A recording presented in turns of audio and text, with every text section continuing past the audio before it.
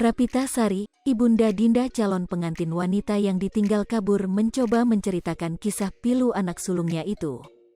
Ia mengaku, 1 pekan sebelum acara Aris atau Abi menghubungi Dinda lewat WhatsApp.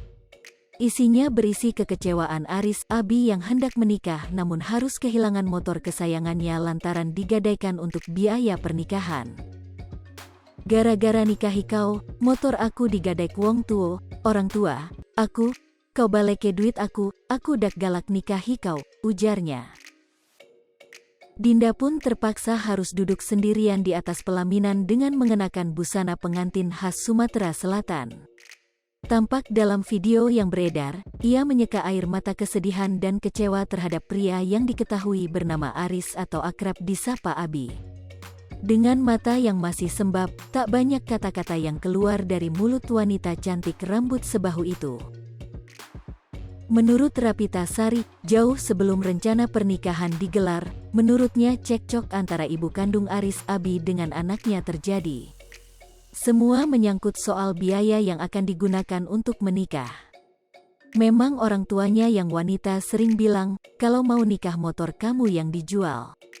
Tapi si dia, Aris, nolak, tak mau dijual karena motor kesayangan, ujarnya.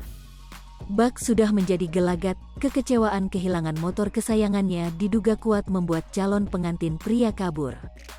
Dikatakan oleh Rafita pihaknya mendengar Abi calon pengantin pria melarikan diri ke kota Bandung. Hal tersebut diketahui dari salah satu teman dekat Abi. Kaburnya Abi telah disampaikan oleh orang tua Abi pada keluarganya 1 hari sebelum acara pernikahan. Kemarin Sabtu, tanggal 21 Mei tahun 2022, setelah maghrib ayah dan ibu Abi datang ke rumah kami dengan membawa bungkusan pakaian yang seharusnya mereka kenakan di hari ini.